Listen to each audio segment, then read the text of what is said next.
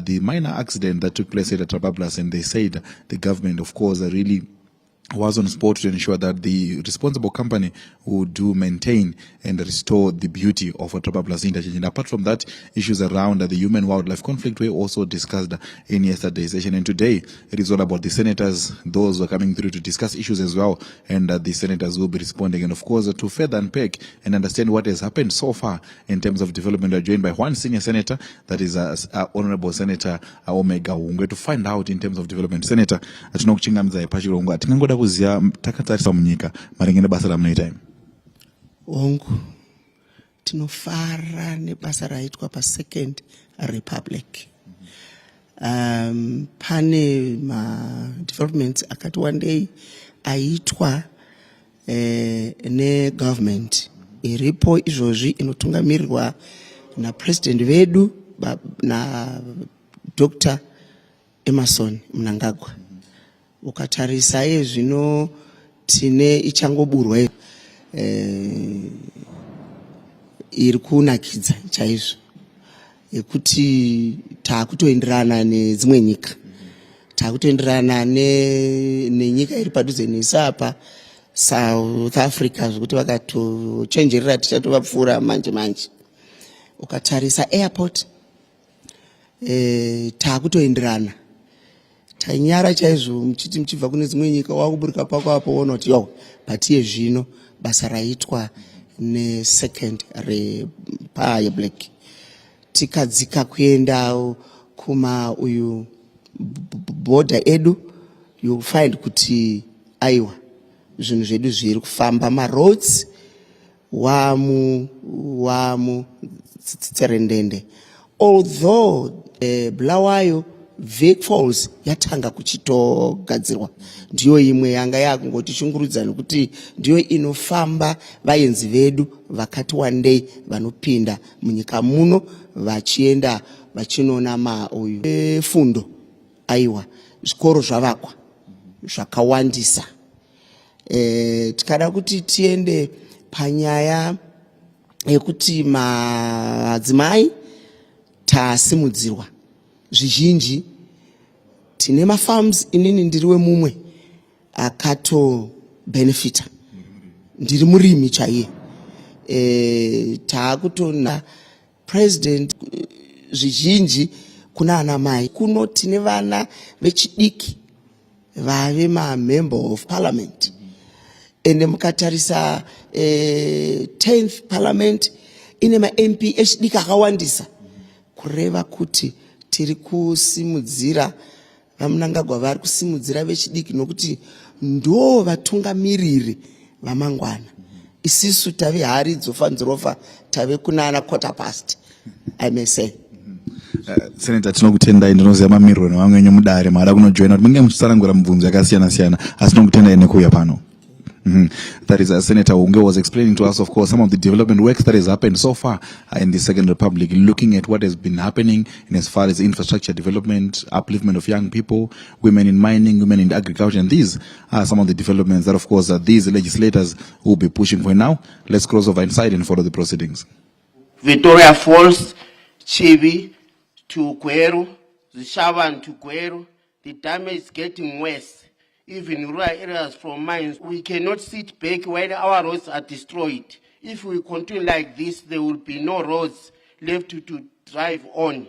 What worse is that many of those trucks belong to the mining companies, including foreign investors, especially the Chinese, who are making profit while damaging infrastructure. This is not fair, President. I call upon the Minister of Transport and Infrastructure first, install a way bridge on all main roads used by heavy trucks.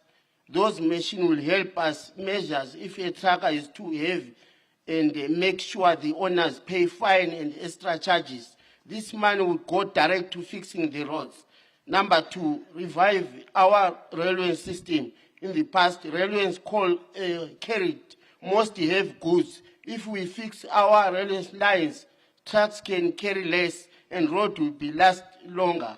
Railway transport is cheaper, safer, and better for environment. Number three, make all mining companies and transport our roads for business. They must help fix them. They must not loot our minerals and destroy our country at the same time. At the same time, Mr. President, let me be clear, this is not a small issue. This is a national crisis. The road in our communities are becoming death traps. The damage affects the whole economy, from farmers and traders to school and the ambulances. Let us build a future country, Zimbabwe. I submit. Thank you, President. Thank you, Honorable Senator Moyo. In terms of our standing orders, we start with questions without notice. Mr. President, Yes, Honorable Senator. I Prizai. rise on a point of national interest. Thank you, Mr. President. We have been forgotten and left to suffer in silence. In 2009, when our currency was devalued, their hard-earned pensions meant to provide comfort and dignity in their twilight years were shattered. The Justice Smith Commission laid bare this grave injustice. As are our mothers, they are our fathers, our uncles, our aunties, and ourselves. People who built this nation with sweat and sacrifice, Mr. President. To ignore their pain is to betray the very values of respect and fairness which we all hold dearly. It is not just a financial issue, Mr. President. It is a matter of humanity. We owe them action, swift and just. For indeed, this has been spoken about 3-4 years ago, and nothing seems to be moving. I therefore call upon the minister responsible to prioritize the full implementation. Let no more time be lost, Mr. President. Our pensioners deserve justice. They deserve dignity and the relief when their ability to work has diminished. I thank you, Mr. President.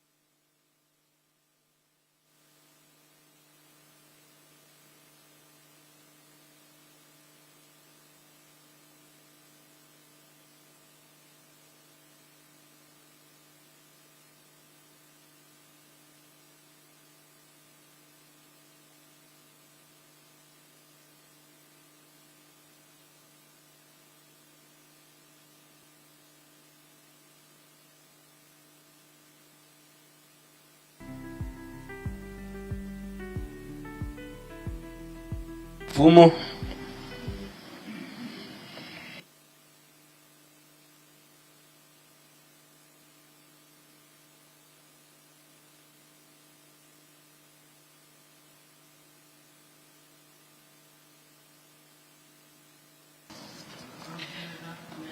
Ngiyabonga ithuba Mr President. Umbuzo wami uqondane lo Minister of Labour and Social Welfare. Njoba engekho leader of the house uzaphendula. Umbuzo wami uthi uhulumende ngabe Minister of Labour and Social Welfare. Nxa engekho leader of the house uzaphendula. All right. Uhulumende engabe elungiseni mayelana labantu laba abakhubazekileyo labadala abaleminyaka engaphezulu kwe70 ngoba sibona emadolobheni kulabantu abangaboniyo labo mama abafuqa abantwana ezitaladeni behamba becela ukudla le mali ukuthi kambe laba bantu uhulumende ubalungiseleleni, ikanti lemakhaya futhi bakhona abadubekayo abadinga usizo. Ngiyabonga Mr. President.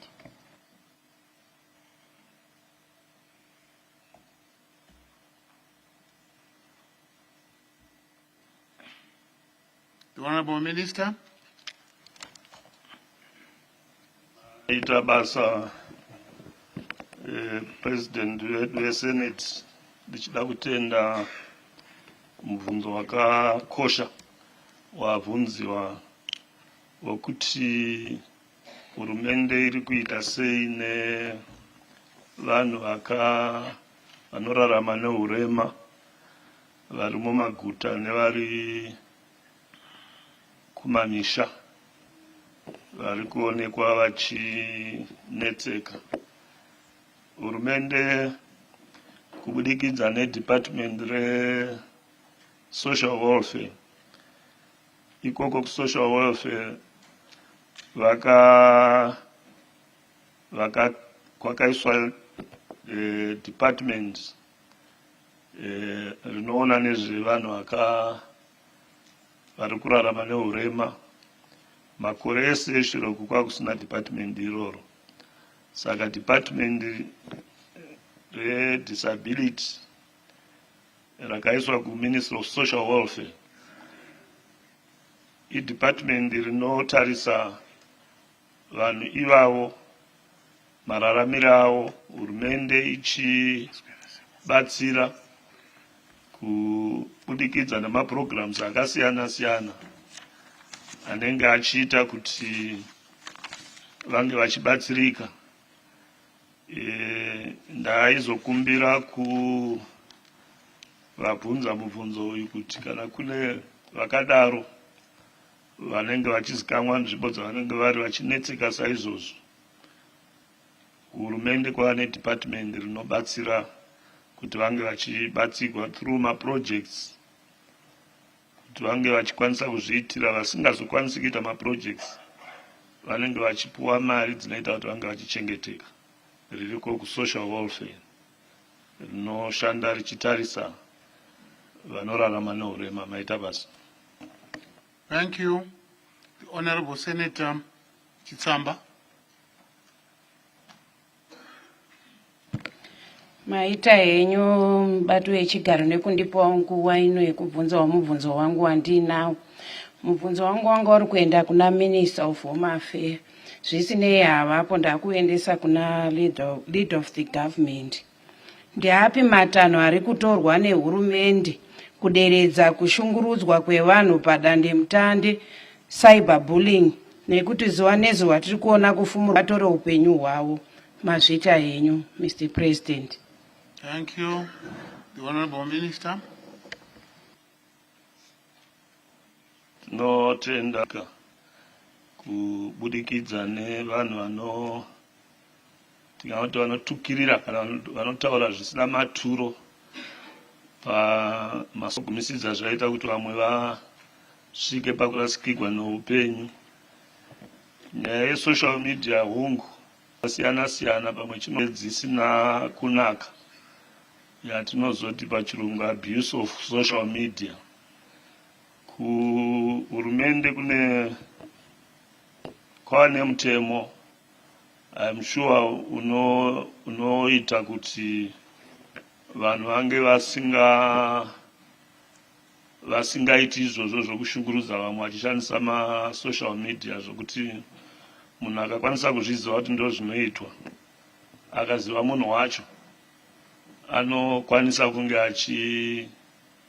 achienda kumatare kunoisa kompleni yake kana kuti kunoisa nyaya dzake kuti dzinge dzichionekwa ikoko. Asi ndoda kukumbira kuti sezvo chiri chinhu chinogara chichiitika chatiri kuona neudzamu hwacho, dare rino ringada kuzowana vamwe vanomuvha nyaya idzodzo kuti pabve panyatsowana mitongo inogozha kuvanhu vakaita saizvozvo, asi zvine zvichibudikidza nezvatei taita mudare munomu. Maita basa. Thank you. The Honorable Senator Fanwell.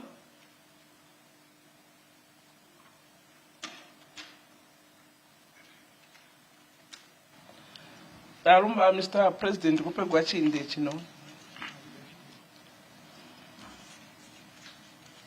Chakuti ndambule. Mr. President, ndiri kwambulatara abana kuti takwe mwana wede kusikala musule kana kuti wede kusikalira mu Zimbabwe.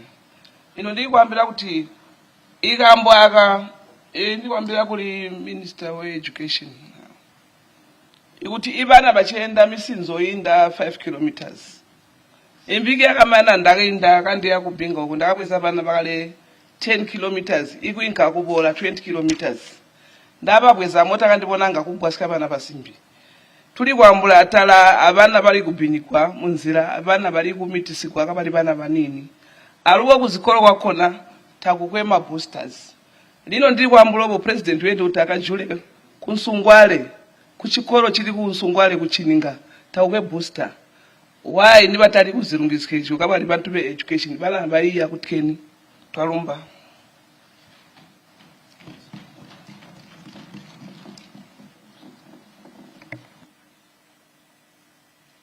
Honorable Minister Swanda. Is it Swanda or? Sorry? Higher education, yeah?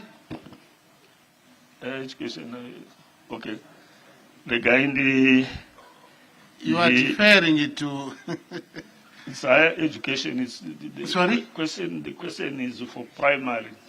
Okay. Secondary and primary. Like ngokuthi zvangori education if kuda vanonzwisisa nyaya idzodzo. It's about people going, I mean walking long distances. But you may respond if you... Okay. Tinotenda mubato wechigaro totenda. Mubvunzo wabvunzwa wakakosha. Kuti tine dzimwe nzvimbo dziri kufamba vana makilomita akati kuti pazuva, makilometers akati kuti pazuva vachienda kuchikoro. Vanoti ivo vakakwidza vana vaifamba chidanho chine 10 kilometers vanofamba vachiinda nekudzoka zvinova zvinovhiringa dzidzo dzevana.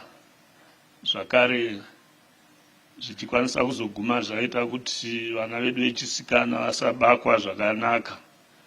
Yatinoti abuse nokuda kwekuti vana vachifamba nzendo vachisangana navanhu vakawandisa mumarodhi imomo. Chirongwa chehurumende chiripo ndechekuti maschools ange achivakwa akatarangana 5 kilometers kubva pane chimwe chikoro. Ndo policy yehurumende kuti zvikoro zvinge zvichivakwa zvakadaro. Asi tese tinoziva kuti hurumende haisati yasvika palevel iyoyo kunyanya kubudikidza neminda yatakazopanana kana kuti minda yatakapuwa nehurumende yakaita kuti madistance ezvikoro ange achitarangana, zvokuti kune dzimwe nzvimbo dzinoita kuti vana vange vachifamba. Asi chandingada kukurudzira ndechekuti kune vanoti satellite schools anokwanisa kuti nzvimbo dzinenge dzakareba vabereki vogara pasi voenda kudepartment of education vonokumbira chikoro chinenge chiri pasi pechimwe chikoro, kuitira kuti satellite iyoyo inobva yabatsira nharaunda inenge ichifamba vana madistance akakura kuti ange achizoita madistance anofambika zvakanaka. Asi nerumwe ruti mubvunzo wabvunzwa yatingati uri specific, zviya zvokuti taizokumbira vabvunza mubvunzo iwoyo kuti kana zvikakwanisika vabve vanyora vachinyatsodoma kuti nzvimbo yavari kutaura ndeipi, vachiita kuti vekueducation vazive. Ndinoona kuti chichemo chavari kutaura chinhu chinogona kugadzikwa nokukasika kubudikidza neyatoti satellite school maita basi. Thank you, Minister. Yes, I agree with you totally. Honorable Senator Farnwell, I urge you to put your question in writing so that the responsible minister may attend, because it appears the question is relating to a particular area, so that at least the ministry can look into the issue and perhaps assist in increasing the number of schools, thereby reducing the long distances which children are walking. I recognize the Honorable Senator Tongogara.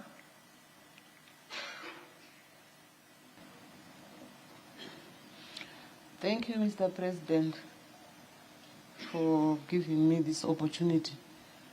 My question was supposed to be directed to the Minister. He's here. Yes. Thank you. Thank you. Honorable Minister, what strategies will your ministry implement to bridge the digital divide and ensure universal access and affordable and reliable internet services, particularly in rural areas and the underdeserved areas? Thank you, Honorable Minister Puti.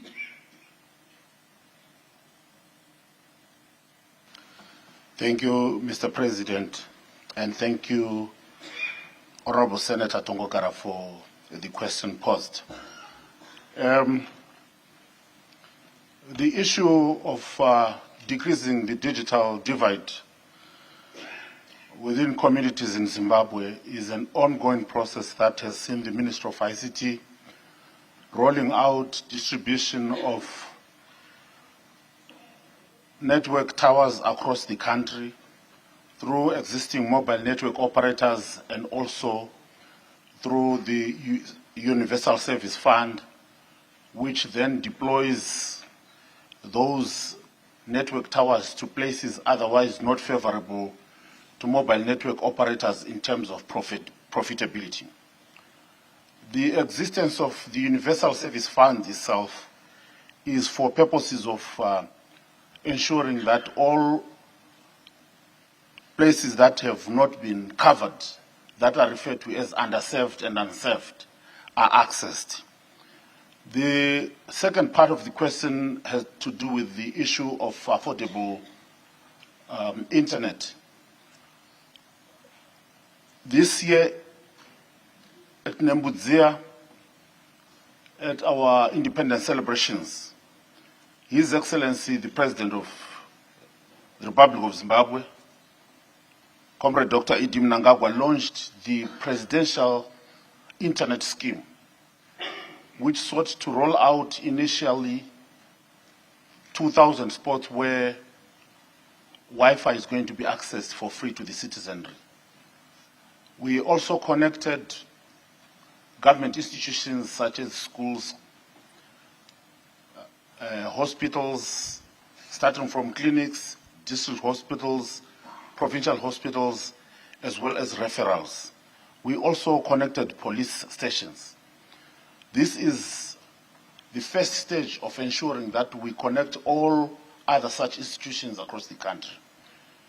The cost of internet is going to be determined by the number of licensed internet service providers.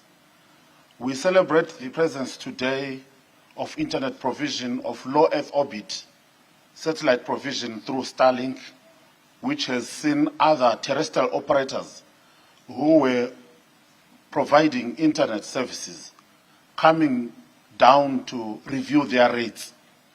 This is the first attempt which should be seen working periodically and with the engagement of other jurisdictions and through the International Telecommunications Union.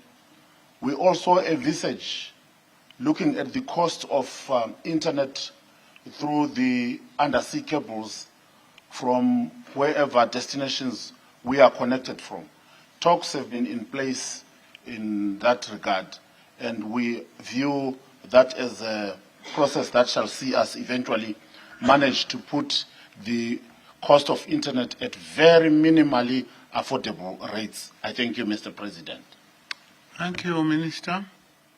I recognize the Honorable Senator Munemo.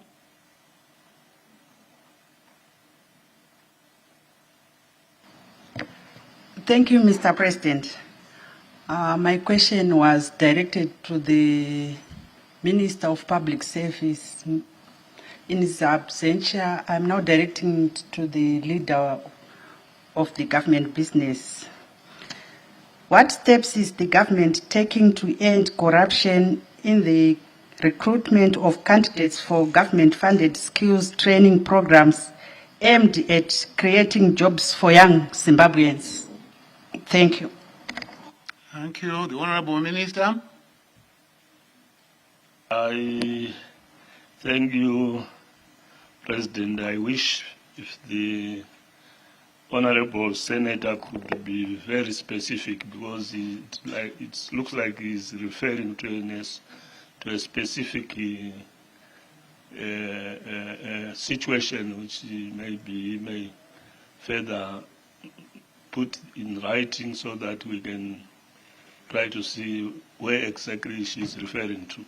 No, Minister, I think the Honorable Senator is talking about corruption, alleged corruption in the recruitment process. She's alleging that there is corruption in the recruitment process. If you can, answer. Well, it's as we all know, corruption is there's no government which would tolerate corruption in any system of our government, and we are quite aware that we have got an organ that stands for that through ZAC, the anti-corruption department, which was created by government. The reason why I'm referring to that President of Senate is we have got a system which is fighting corruption in government. Mm-hmm. But there are areas where one can pick. That's the areas which I'm referring to. Mm-hmm. If somebody is specific, because we all know that people should not do corruption. But if there's any specific area, then the government can attend to, or I may relay that information to the relevant department so that they can interrogate that. Okay. Thank you. Honorable Senator Mnemo, you may put your question in writing and specifically, state the area which you are alleging that there is corruption, so that the responsible authorities can address that cancer which is in our society. I recognize the Honorable Senator Chakabuda.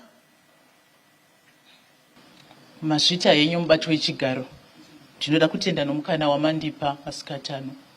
Mubvunzo wangu wakanangana na Minister of Local Government, Mr. President. Tine hama dzakawanda dziri kutenga masitenzi zvichivaka panzvimbo dziya dzatinowanza kuti wetlands. Vamwe vanotenga kuma-stands awa vanotengesa ma-stands kana kuti kuma-land barons vachivaka. Asi nguva yemvura tinoona vachitambudzika nokuti dzimba dziya dzinozara nemvura.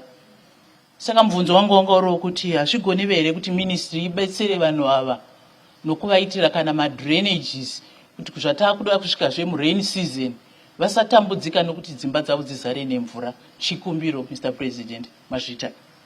Thank you. The Honorable Minister.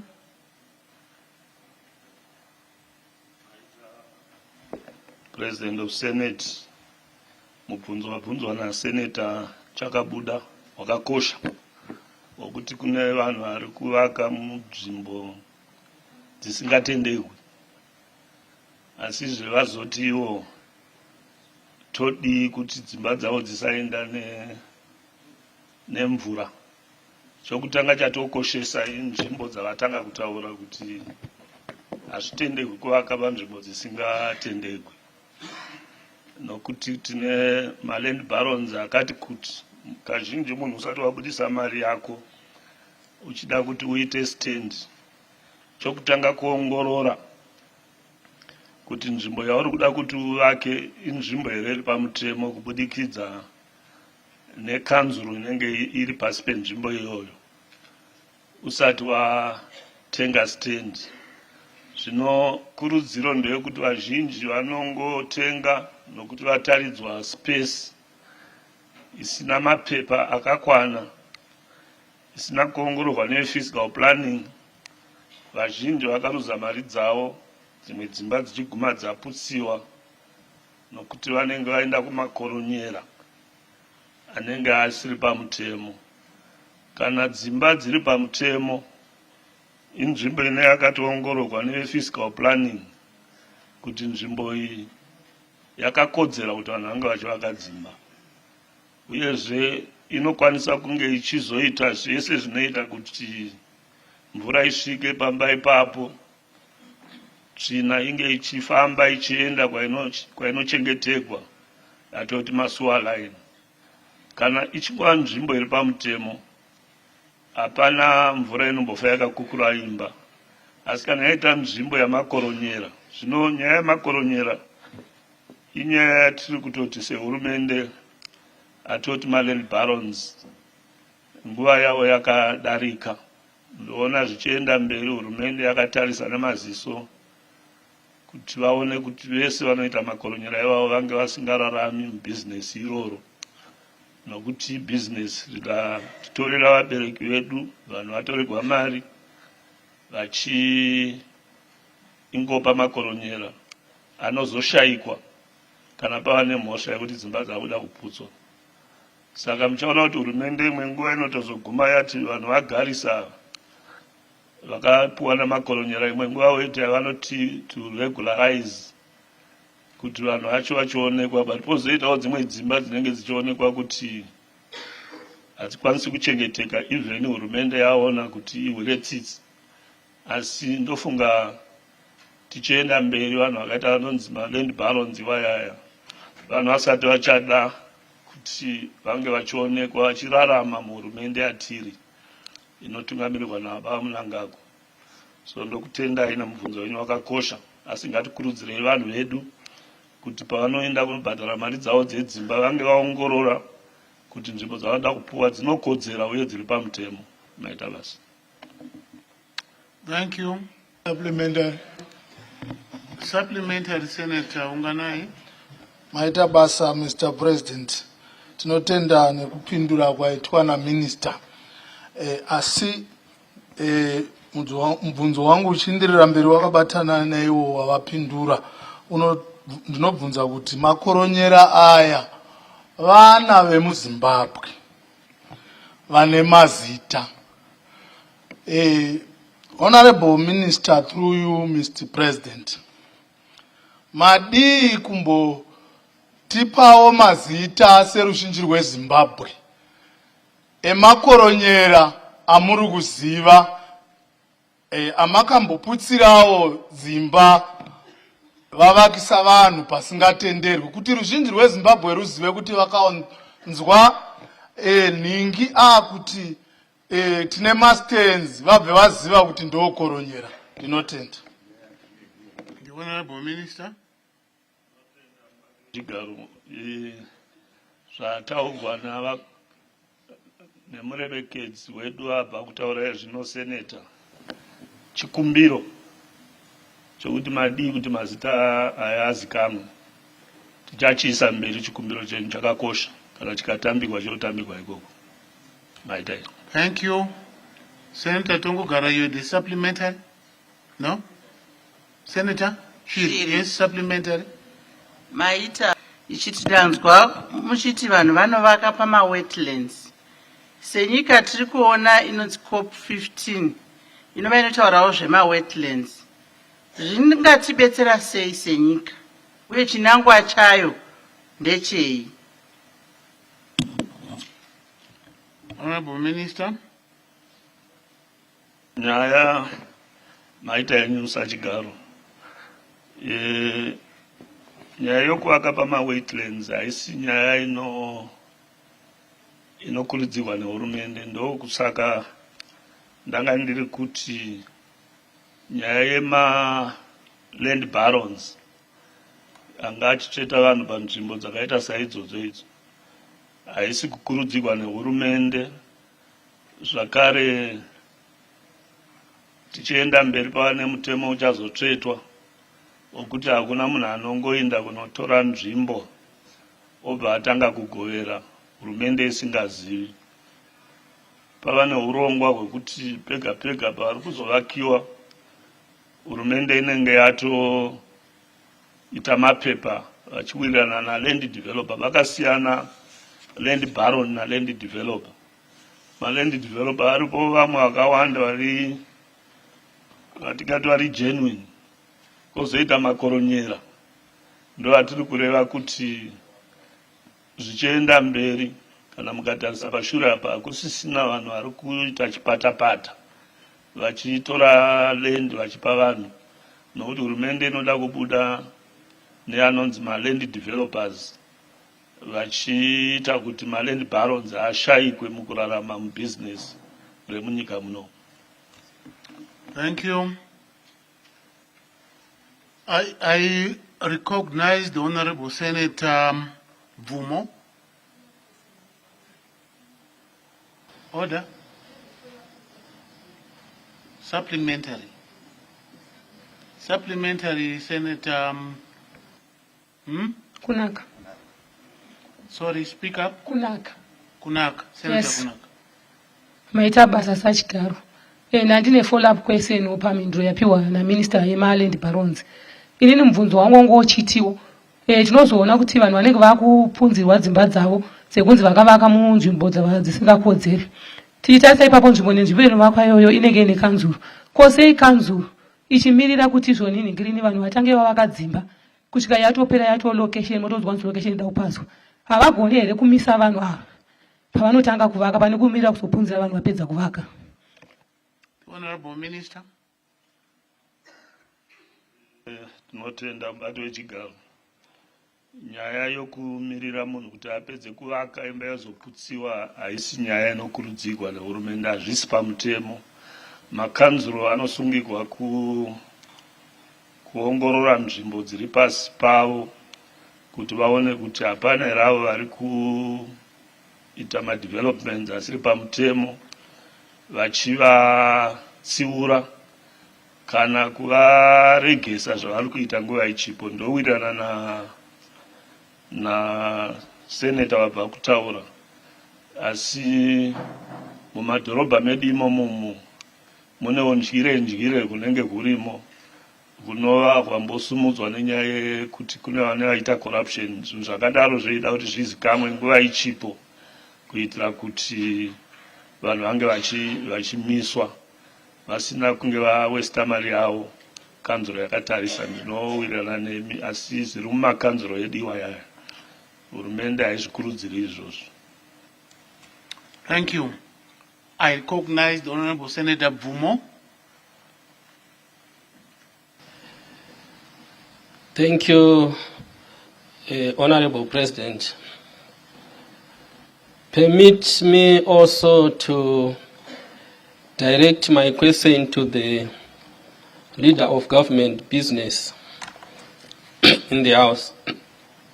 Honorable President, currently the country is in deep mourning after the death of Engineer Sidney Gata, who was conferred with a national hero status and was thus interred at the National Shrine yesterday.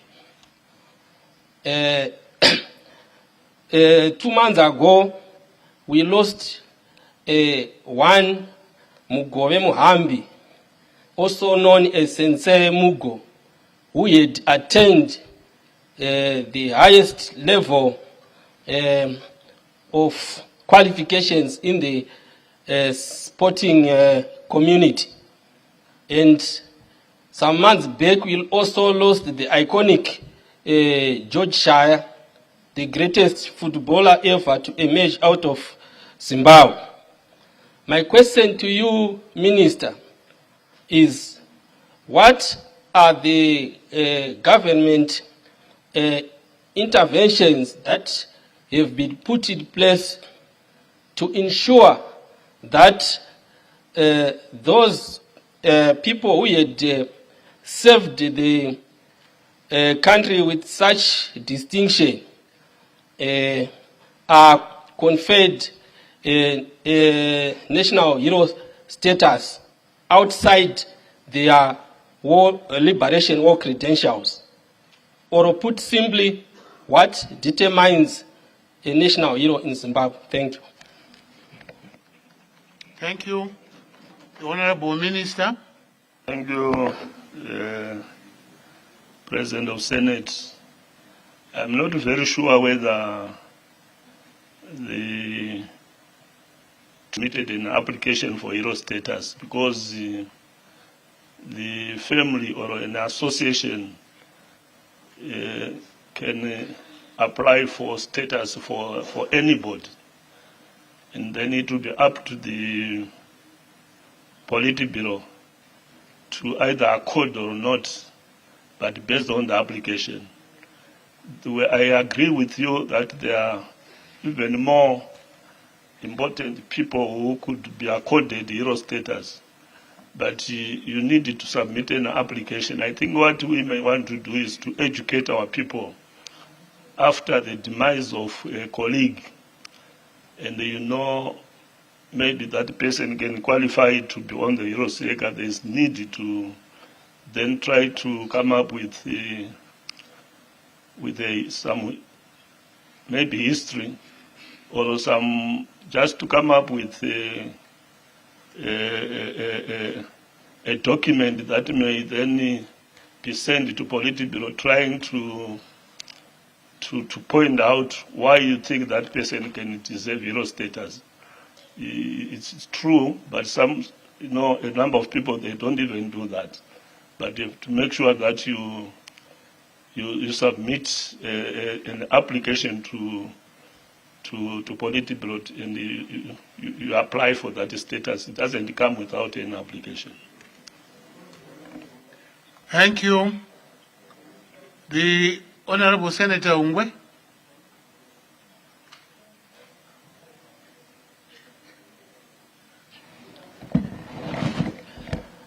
Maita mbati wechigara.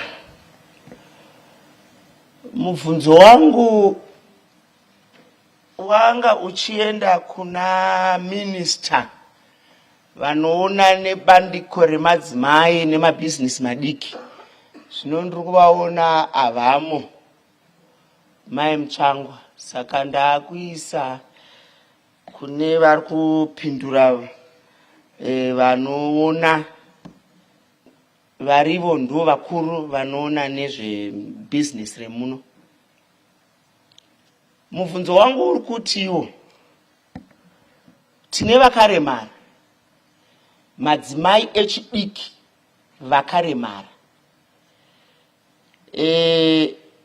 Government iri kuti hapana anofanira kusara.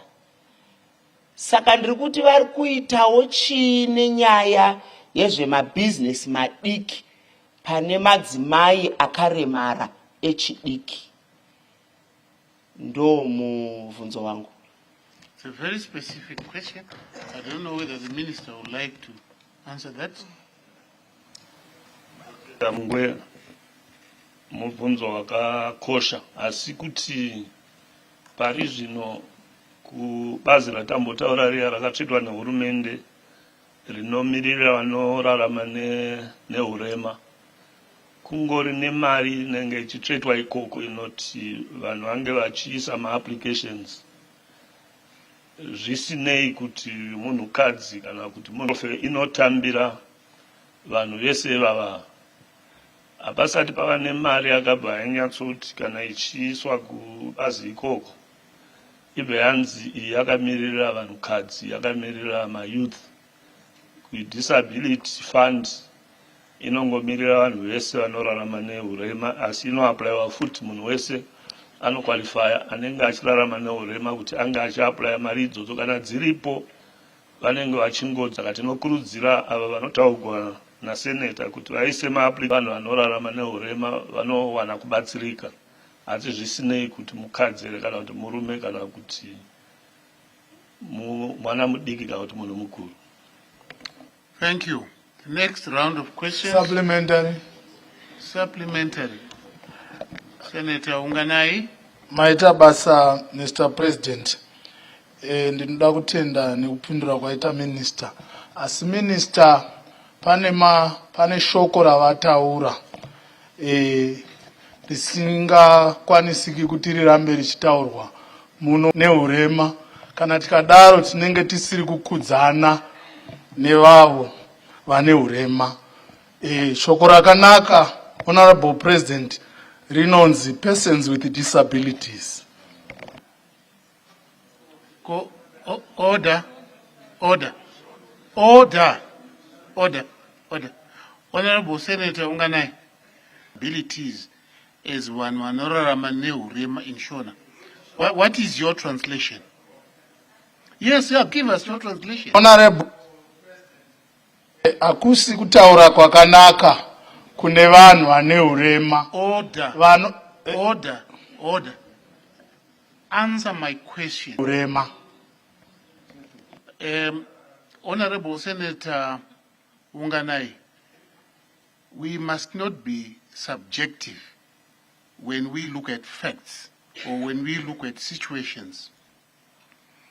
One person can translate an issue in one way, or morality, whatever it is, can be different from the next. I think you need to go to people who are experts, linguistic experts, to come up with what would be considered as the correct translation. So it's unfair and wrong for you to say, so and so, don't ever say that again. That's too strong a statement, which is not acceptable. Can you withdraw that, please? Withdraw, Mr. President. Thank you. I will go to the, Mr. President. Honorable Senator Joe. Thank you very much, Mr. President. Ndangachangota follow up pa mindirapiwa na minister ku mvunzo na Honorable Senator Ungwe okuti yo chichiri kuitwa neve Ministry of Women's Affairs and Small and Medium Enterprise. Iwo vakazorifera ku disability affairs ne social welfare. Ndona zoti kuringa kwatisiyanei mandate ye ministry ye small and medium enterprise ne mandate ye social welfare zvakatisiyanei. Ava ve social welfare vanotarisa ava vanenge vari madestitutes kauti vari pasi ava truti susu kuma women kune vanhu vakaremara vari women.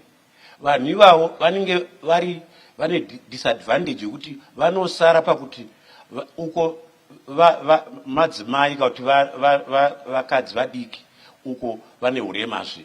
Saka chichiri kuitiwa ne Ministry ye Women's Affairs ne Small and Medium Enterprise kuti ava vakadzi vadika vasasara pama programs anoitiwa ne Ministry yanamai mutsvangwa. Ndozvakachibvunzwa nani na Honorable Senator Ungwe. Saka ndaona sokuti izvo zvazvina kupindurwa, Mr. President. Thank you. Thank you, Honorable Minister. Ndoda kutenda Senator nokuvhunzurura. Nyaya yandandiri kutsanangura ndemari inotsvetwa nehurumende ichikwanisa kuti iwanikwe nemhuri yedu inorarama neurema inoenda ikoko. Asi tine mabazi akasiyana siyana. Tine women affairs, even business anotungamirirwa ari under minister vedu Vandlovu nemamwe maministries ose. Pane naogwa yakamboita kuti maministry iwaya ose atiri kutaura ange ane window rinenge richitarisa vanhu vanorarama neurema. Saka ndinoda kudavira kuti mubvunzo wavo wakakosha, asi zvinongoda kuti tizokumbira minister weku women affairs kuti kuma ministry ikoko kunge kune desk kana kuti chigaro chakamirirawo vanhu ivava kuma ministry. Ihurudziro yakanaka inotambirika tichange tichiti tabuda munomu totaura naminista vacho kuti ndo nyaya yasumuka kudare kuti titsvagirewo deski rinenge richizotaura nenyaya idzodzo nokubatsira kuti vanhu vabatsirike vese vese nokuti ava vazokwanisi kusvika nyaya idzodzo. Maita basa. Thank you. Supplementary. Thank you. I hear you, Senator Shida. I'm hearing you very clearly. I think when the question was first raised by Honorable Senator Ungwe, I did state that this is a specific question because it was targeting a very specific group. And I alluded to the fact that perhaps this is best attended to by the relevant minister. And I think it is best we leave it that way. And you may put it in writing, Senator Ungwe, so that you get a detailed response from the relevant minister. So the supplementaries then fall away. We are almost up in time. Thank you. In terms of our standing orders, we are supposed to stop our questions without notice now. Senator Swanda. Bengicela ukungezelela isikhathi Mr President sir. Who seconds? Mr. President. Any objection? By how many minutes, Senator Swanda? 20 minutes Mr President sir. 20? Yeah. Okay, 20 minutes granted. Can we have the next round of questions? Zindi, Moyo, Zvidzai, Senator Kabondo, yes, Kabondo. Kabondo, Senator Shiri, Senator Swanda, Senator, that's Senator Chakabuda, eh? No, Senator Chakabuda Wakagari, Senator Katumba.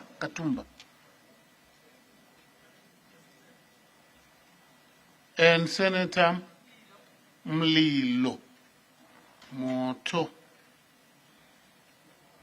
In that order, Honorable Senator Zindi. Mazvita, Mr. President. Ndiri kuona bazi rezvemigwagwa transport kutakurwa nezvemigwagwa infrastructure havamo. Saka mungandibvumira ndingaisa kuna leader of the house. You can do that or you can put it in writing, whichever. Apa mwanogona kupindura through you, Go Mr. ahead. President. Go ahead.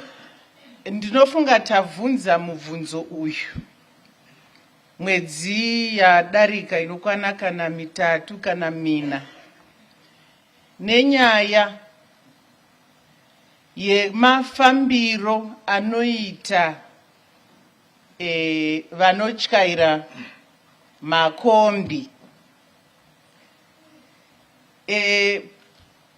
Patra Bablas ndofunga ndagona interchange yakabva kuvakwa manje apa hapana kana masvondo mana atapfuura pakutoitwa umvemve nevemakombi vachikona in front of motikari dzimwe dziri kuuya vachida kudimbudzira kutenderera ipapo zvakutova zviri kukanganisa mugwagwa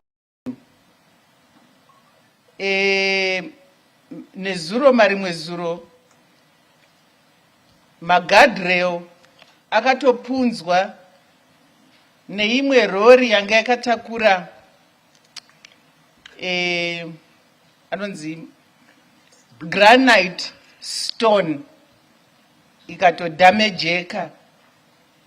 Zvino mubvunzo wangu uri kuti hurumende iri kuitei nenyaya yataramba tiri kungobvunza tabvunza zvakare muno mudare kuti ava vanoita umvemve vachiisa vamwe mamotarisi panjodzi chii chiri kuitwa? Hongu vakapindura karini kuti tirege kuramba tichiona behavior yakadai kumamotorisi vachiisa vamwe mamotorisi munjodzi mazvita. Thank you, Honorable Zindi. That question really should not be directed to Minister of Transport.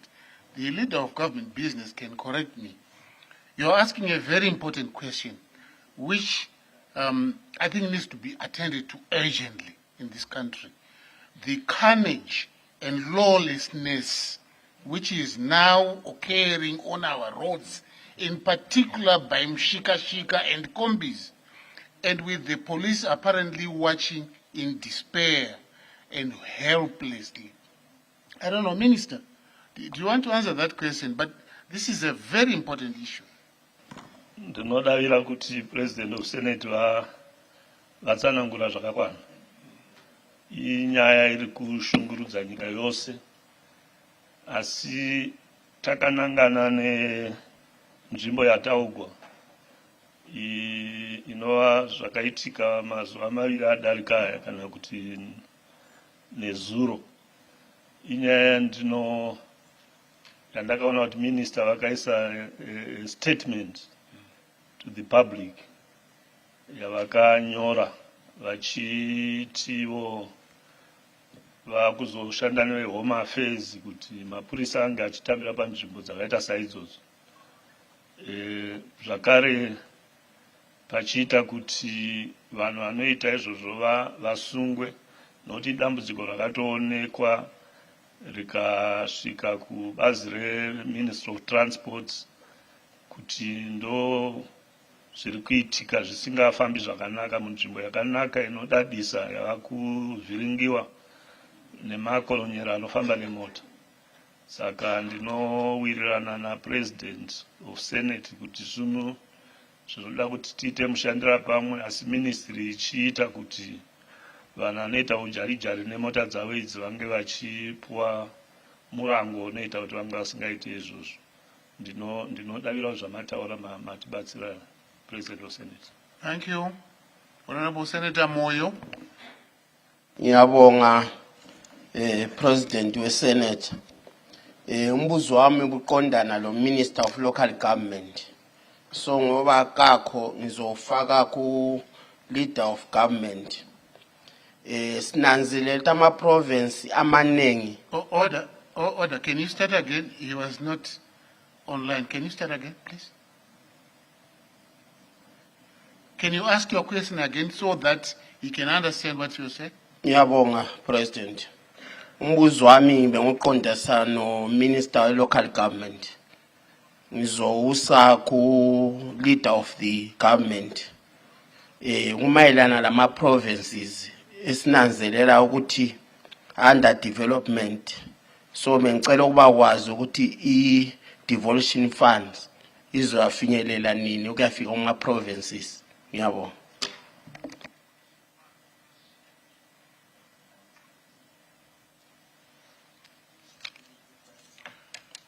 Honorable Minister.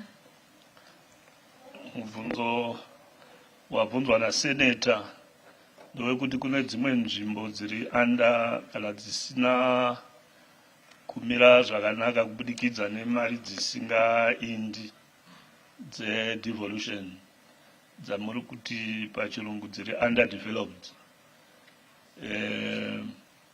Ndinodavira kuti mari yedevolution imari inobudiswa nehurumende ichienda kuma kanzuru, asi ichibuda zvichiwirirana nemarongero anenge akaitwa kuti nzvimbo imwe neimwe inenge ichiwana mari, zvinogona kusiyana pamwe zvichienderana nemadistrict anenge ari kuprovince iyoyo. imwe nerimwe council inowana mari dzayo, but vozogara pasi vapuwa mari idzodzo vowirirana kuti dzoshanda chii. Kune mamwewo makanzuro anogona kusashandisa mari idzodzo zvine musoro zvisingaoneki navanhu mumaziso kuti apa paita development. Kozoitawo mamwe makanzuro anoti mari yacho kana yauya vonyatsoishandisa zvakanaka, asi voita atinoti maacquittals, kuti mari iyi yakauya iyi kuti tipuwe imwe takaishandisa nemutoo uyu, nokuti mari imwe yacho inenge ichitevera inongouya chete kana taisa mapepa anonyatsotsanangura mashandisiro atinenge takaita mari dzokutanga. Saka ndinodavira kuti mari dzacho hadzisiyani, mari idzodzo dzinenge dzakafanana zvichiwirirana nzvimbo nenzvimbo, asi seneta kana vane nzvimbo yavanonyatsozurura kuti iyi mari dzacho dzinenge dzisingafambi zvakanaka, ndingakumbira mubati wechigaro kuti vange vachinyora uri mubvunzo kuti usvike kuna minista kuti tihwisise kuti mari dzacho dzakatadza kusvika ikoko nenzira yavanofunga sei, kana kuti dzakasvika hadzo ivo ndo vasina tsananguro yekuti dzakafamba sei. Thank you. Honorable Minister, I think for the sake of transparency, and so that everybody is satisfied, perhaps you could ask the minister, the responsible minister, to come with a schedule of how much has been disbursed to which rural authorities and as well as urban authorities, so that each and every person can see kuti yangu rural council iyo yakapiwa mari kana kuti yangu council haina kupiwa mari. I think this will go a long way into showing that all rural authorities are getting devolution funds. Agreed? President of Senate, thank you very much. Tinokumbira minister kuti vauye nhoroondo yekuti nemwe kanzuro yakawana mari pakotoro yadarika iyi kuti vamwe navamwe vanga vachiziva mamembers of Senate kuti kwedu kwakaenda mari ndobvumirana na President of Senate. Thank you, Honorable Minister. The Honorable Senator Zvidzai. Thank you, Mr. President. My question is directed to the Deputy Minister of Health and Child Care. Okay. Health and Child Care. Honorable Minister, what comprehensive strategy does the ministry have to curb the alarming migration of health workers to other countries all over the world, which factor continues to cripple self-delivery in public health institutions, especially in rural areas and in underserved areas? Thank you. Thank you, Honorable Minister Kwidini. Thank you, Honorable President, and I would like to thank Honorable Senator. Speak up, please, Minister. I would like to thank Honorable Senator Zai for the question. First and foremost, it's very true that our health workers are migrating. But migration, we all know that it has been there and it will be there. But as the ministry, however, to curb this migration which is happening, we are coming up with also strategies of training more health workers so that we can make sure that people are trained more and can cover the gap which has been created before. And all these trained health workers, when they are trained, we make sure we are moving to a situation where we also need to remunerate them, which is maybe in line with other countries in the region. Of course, we cannot meet the standards of the European region where they are going, but more training can cover the gap, and more remuneration with what we have can also cover that migration.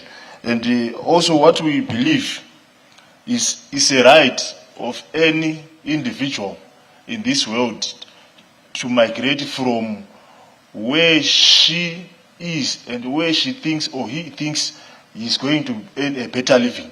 So as a ministry, we are coming up to terms with what is that is happening. Then we need to train more and give good remunerations. I thank you. Thank you. The Honorable Senator Kabondo.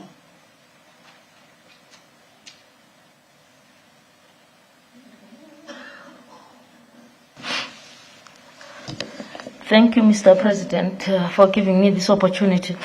My question is directed to the Minister of Primary and Secondary Education, but since he's not in, I'll then redirect it to the Leader of Business, Government Business. Thank you. Through you, Mr. President, what measures have been put in place to ensure that schools have the required resources for the full implementation of the heritage-based curriculum? Resources, for example, such as textbooks, qualified teachers, and the infrastructure. Thank you. Thank you, Senator Kabondo. Honorable Minister. Thank Again, you. a bit specific. Thank you, Mr. President. I may request the Honorable Senator to put that question in writing so that I can refer to the relevant minister. I think that's fair. It's a very specific question and technical for that matter. So, Honorable Senator Kabondo, a very good question, but please put it in writing so that you get a competent response. Honorable Senator Shiri. Maita, Mr. President, semumiriri anomirira vakaremara, regai nditi vakaremara havararami nourema. Tiri vanhu vakaremara. Saka ndinoda kuti mutauro wakanaka unosimudzira. Regai ndibvunze kuna Honorable Minister of Health. Honorable Minister, tinoda kutenda muri kuvandudza zvipatara. Zviri kuitwa zvakanaka. Uye senyika tiri kuona kuti vana chiremba vakutrenewa kuna University of Zimbabwe, Midland State University vawanda, asi kuzvipatara zvedu vana chiremba vachakati shoma vachiri vashoma. Ndehupi urongwa hwamunahwo hwokuti avo machiremba akatrenewa munyika asaramba achibuda kuendawo kunze vabatsire munyika yavo vawane mabasa muno mazvita? Thank you, Honorable Senator Shiri.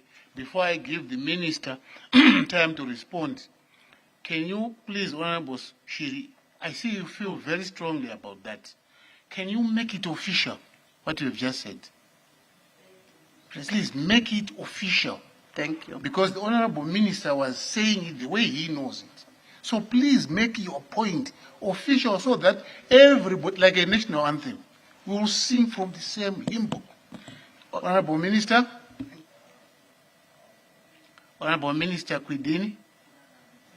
Ndinoda kutenda Honorable President chitenda mubvunzo wabvunzwa naSenator Shiri kuti tinana chiremba vakapedza zvikoro muno muZimbabwe vakagara kumba. Ichokwadi. Tine urongwa chaihwo kuti tivandudze kuti vana chiremba ivavo vapinde mabasa. Asi dambudziko ratinaro nderekuti kuri kune nzvimbo dzekuti vana chiremba vaende vanosevenza, vazhinji vacho havasi kuwirirana nako, vanoda vose kuzara muHarare. Kuti mavanosangana hatizivi chinonyanya kukosha muHarare, chavari kuda ndicho chinyi. Asi urongwa hwatinahwo ndehwekuti tiwedzere nzvimbo yatinotiwo muchirungu maposts, nzvimbo dzakaita semadistrict hospital. So naizvozvo tazivhura nekuti iye zvino munzvimbo dzakaita semacentral hospital munana Bulawayo mazara, asi kumadistricts kwatiri kuda kuti vaende vanosevenza kunana Lupane, Cholocho,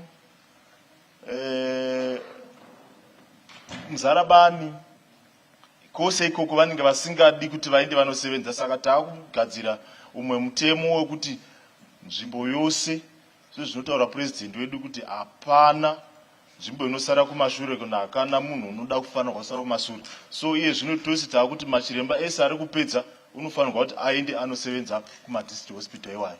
Atenda. Supplementary, Senator Zindi. Supplementary footing. Okay, let's have the first supplementary. Mazvita mubato wechigaro. Handizivi kana muchindibvumira mubato wechigaro kuti kusaienda kwana chiremba kunzvimbo dzakafanana nekumaruwa. Wani kana kuti chekutanga imari kana kuti muhoro wawanowana abva kuchikoro vanowanzoita 7 years. 7 years. 2, hakuna dzimba dzinoenderana kana kuti dziri nani dzavanogona kugara ikoko nebasa racho raanenge achiita kuitira kuti pfungwa dzake dzinge dziri pfungwa dzinoda kungonangana nekurapa varwere. Anenge akumbofunga kuti ndichada kubhoira mvura yekugeza, kuti ndoda kuenda kuchimbuzi, anotobuda mumba oenda panze. Saka vopedzesera vakudii vasisadi kuenda ikoko. Saka ndo supplementary yendoda kuti chii chavari kuita nekuti vanhadzurudze nzvimbo dzakafanana nekumaruwa kuitira kuti pachirungu vanoti to attract vanachiremba ivavo kuti vaende vanoshanda vachirega kuya kuzoda kupinda vese mumadhorobha semuHarare. Mazvita. Thank you, Honorable Zindi. You asked the question and you answered it. You stated, I mean, you are very right. The reason why doctors don't want to go there are 2 reasons: remuneration and conditions of service. So the ministry must make sure that the conditions of service, or give an incentive to people who are being deployed to rural areas. Kudara ends rural something allowance. What was it called? And then secondly, conditions of service. People need decent conditions of service. So thank you for asking a question and answering it. The second second supplementary, Senator Tongogara. Master zvenyu, Mr. President. Supplementary yangu yandaida kubvunza ndio yabvunzwa na. Yes, so these are the proceedings coming to you live from the Senate session, where the senators are really debating on so many issues. And of course, to give you a breakdown of what took center stage today, just like we discussed earlier on when the session was about to begin, the Minister of Transport being present in terms of what are the measures being put in place by the government to ensure that the roads and the various structures that have been constructed are well maintained. And of course, of note is the Trabablas interchange, and that the government has really been clear to say they are putting measures to ensure that there is law and order that is maintained in these various places. And apart from that, we also had issues around the Ministry of Health and Childcare. The questions are around what are the plans to ensure that there are no nurses and doctors who constantly and continuously leave the country for other pastures. And the ministry said, yes, it means there is so much training happening in Zimbabwe, and the government will do all it can to retain locally trained manpower. And these are, of course, what people would want to hear in terms of the development within the Ministry of Health and Childcare. And apart from that, there was a subject issue discussed on the rights of people with disabilities, what has been done in the Ministry of Women Affairs, and of course the questions on the correct terminology to use. And of course the senators representing people with disabilities were clear to say it's not people living with disabilities, it's people with disabilities, clearing that and clarifying, which is of course is in line with what the law says locally and also the international laws that governs people with disabilities. And yes, these are some of the issues that were being discussed in the Senate session that we're covering and bringing to you live right here on a ZBC TV. But for myself, Ian Wambe, the entire crew behind the scenes, we stay tuned to ZBC TV.